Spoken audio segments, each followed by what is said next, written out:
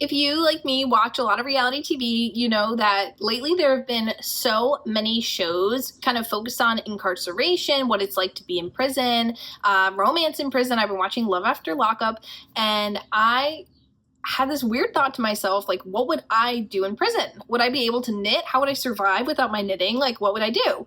And it turns out I wouldn't have to survive without my knitting because a lot of people who are incarcerated are allowed to knit and even encouraged to.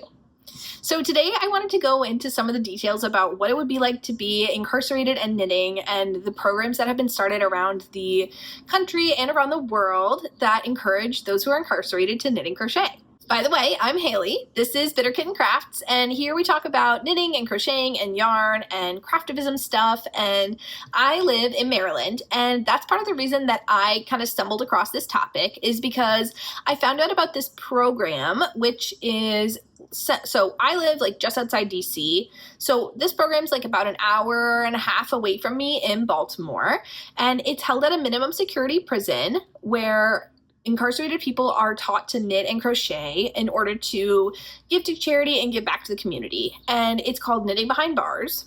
And I found like a bunch of articles that have been written about it from like 10 years ago and 12 years ago and 15 years ago, all the way to 2025. So it's been a really long-term program that the owner and founder of the program, she has volunteers that go into the prison and teach those who are incarcerated to knit once a week. And it started out that the program was kind of like the source of ridicule for people who are participating, where they were made fun of and it was seen as like feminine and girly and not exactly like a cool thing to be doing. But as time went on, the program developed like a significant waiting list where now there's a lot of people who want to learn to knit and pass the time, for one, and for two, like it's kind of cool and it's a good way to feel like you're a member of the community. So the founder of the program was interviewed on NPR and she talked about the reasons that she wanted to start the program, and her main reasons were that knitting teaches like really basic life skills to these people who,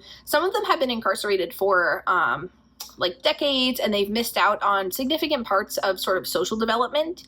And so she felt that knitting would be a great way to teach the people who were in her classes focus and determination and patience and immediate problem solving, as well as sort of teaching relaxation and coping strategies besides anger and sort of anger management. And she felt that it was a really good way to just help these people who were sort of in their own isolated community feel that they were part of the community at large as well. She also felt that the knitting class environment would be a safe place for people who've been incarcerated and have been in a prison where they don't necessarily feel safe like every moment of the day because they're just like on edge and things are kind of constantly going wrong in the chaotic environment that they're in.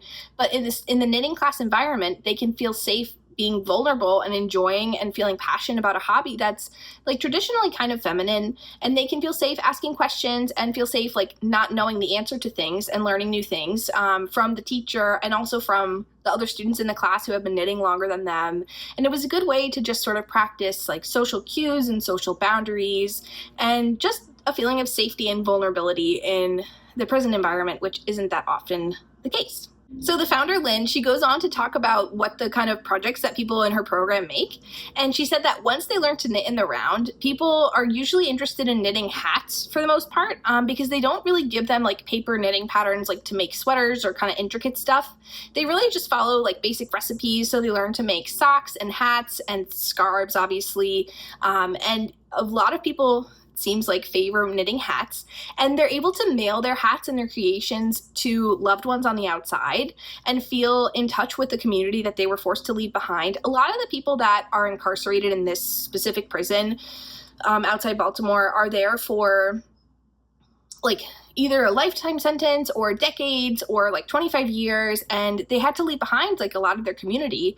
And this is a way that they can kind of feel like normal participating in like maybe a Christmas gift exchange or sending a birthday gift to their child that they haven't seen in years. It's a really good way for them to just feel like they're part of like the normal community outside of where they are incarcerated. A lot of the knitters have developed a really strong bond with the teachers that they've been learning from, and I found a quote from one of the incarcerated people who was learning from the knitting class, and I wanted to share the quote. It says, "People really can't understand that in prison you're completely separated from anything normal or real in the world. You're always told what to do and when to do it, so to have people come in and treat you like a human being means so much. They came in and they were like my mom." So that's a really sweet quote to just kind of send home that the people who are incarcerated a lot of the time are seeking human connection and human emotion, and they don't really find much human connection in a prison environment, which makes perfect sense. You always have to be like on guard. And a lot of the inmates who participated in the program, they really found a human connection with the teachers as well as with the other inmates who were being together in a vulnerable environment, learning something new. They were able to make like friends through the class, which is great. I also found a similar program that was started at Folsom Prison in California, which is on the complete other side of the country from this program. And this program was started by an inmate. It's called the Hooks and Ladders Crochet and Knit Club. And it was started by an inmate who received a crochet pattern in the mail as a gift, and he didn't really know what to do with it, but he thought it might be nice to crochet some of the beanies, the baby beanies that were suggested in the pattern, and donate them to the local hospital. So he was able to buy yarn with his own independent commissary money that he had and start this project. And he described the environment of the prison that he found himself in as like very macho, and sort of you had to be on your toes all the time, and people would make fun of him for joining or starting this program. And he really felt like maybe he made the wrong decision, but as time went on, people realized like, oh, they're having fun. They're having fun knitting and crocheting in the club that he started. And so he was able to kind of gain some steam and some traction and have a lot of other inmates join. The inmates used their own wages from like their prison jobs to pay for plastic hooks and needles and yarn.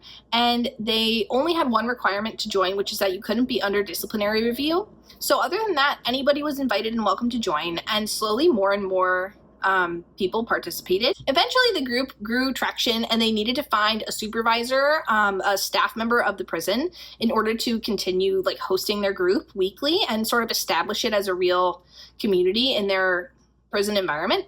And they found this woman named Marcia, and she described the group as a self-help group. Even though the people who were participating didn't know it was a self-help group, they were able to come together every week and join together in a mutual hobby and passion. And similarly to the last group I talked about, just find like a space to be vulnerable and learn from each other, and just sort of feel safe. Eventually, this group in Folsom, California, they found some local sponsors of charity groups in their community, such as the Folsom Lions Club, and the prison itself began collecting donations of yarn for the inmates to use, and they were able to donate a lot of items to charity in their local community of Folsom, California. And it's very similar to the first group, where they were just able to find a place to like feel safe in a chaotic environment, which I feel that knitting provides me kind of that same safety too a lot of the time. So in California now, over 40 inmates participate weekly, and their sponsors have grown, and they also won an award, a statewide sponsored award for Small Club Project of the Year, and it's an award given by the California Special Districts Association, so it can be won by any like independent club in the state.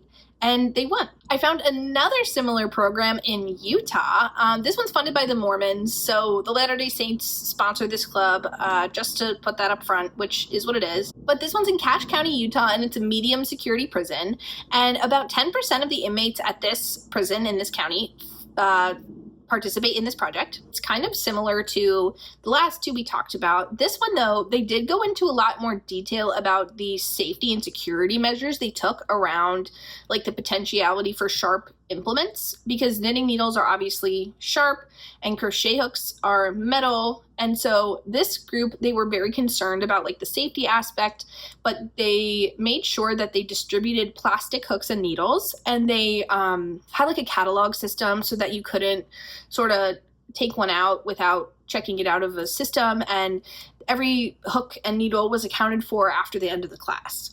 So that one's kind of different from the California program, where the independent inmates were able to purchase goods from the commissary at their own discretion and use their own purchased items.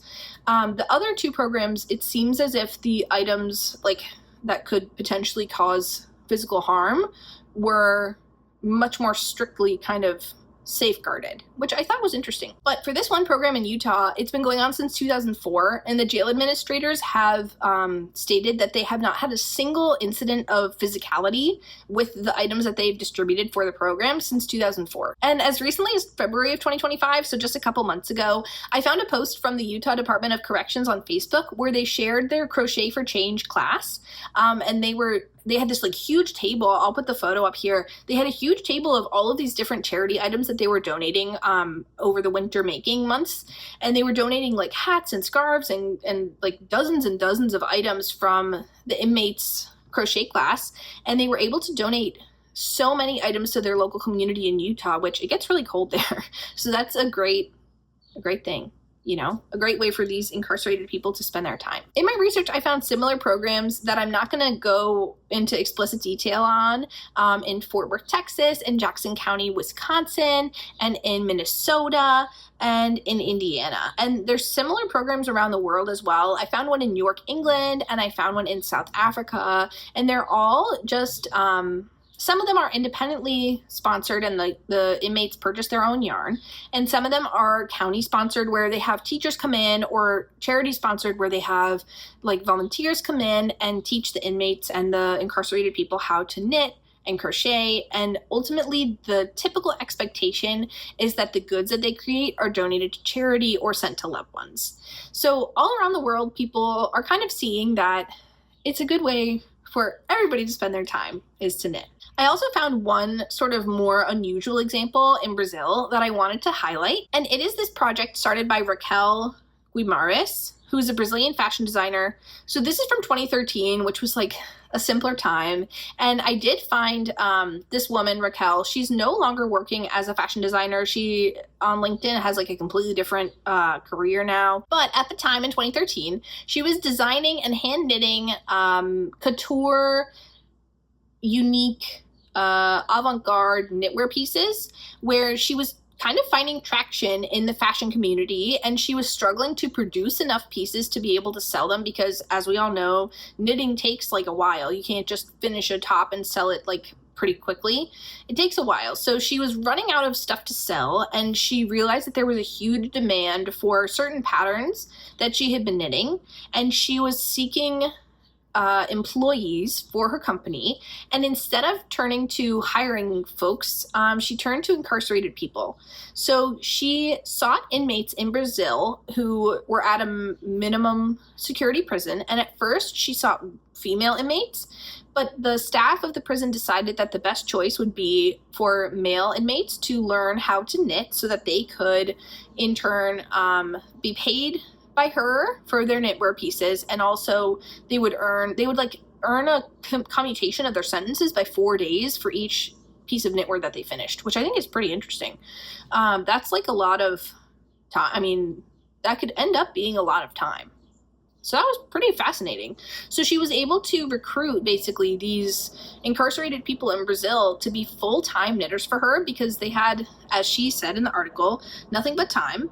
And she couldn't keep up with the demand independently, like basically at all. So she was having these people knit for her for like 9 hours a day while they were incarcerated and paying them hourly, as well as, like I said, commuting their sentences. And I was absolutely fascinated and like baffled to hear about this because this is not something, to be honest, that I think would like fly in the United States. Although now it seems like she's kind of retired from fashion designing. I really found this fascinating. Like I said, I don't think it would fly in the US to pay people from an outside person to for an outside person to come in and pay people for their knitting, but it seemed to work for her in this specific instance, and she was able to meet demand thanks to the hard work of the incarcerated people she employed. I don't know, like it didn't go into detail about how many dollars per hour they were getting paid, if they were meeting minimum wage, things like that, but the article was sort of focused on how like basically they use the term captive audience, right? Because these people who had never learned how to knit before were agreeable to spending their time literally all day devoting their time to knitting for this woman so that she could sell like high-end fashion knitwear, which like, again, I thought it was worth highlighting. I thought it was really interesting. 2013 was definitely like a simpler time, to say the least, where I think now in 2025, people would have some like sort of ethicality and legality questions of doing that.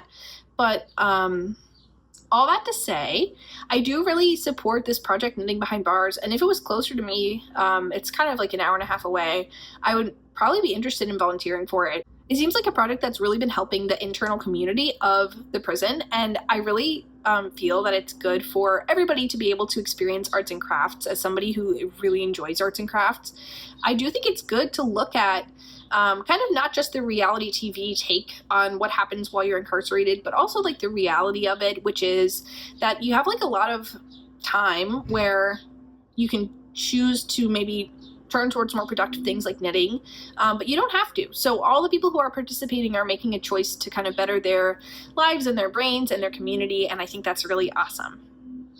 So if you enjoyed this video, please subscribe. I'll post more videos like this, and I have before, so definitely check out my knitting history playlist. Thanks so much for watching.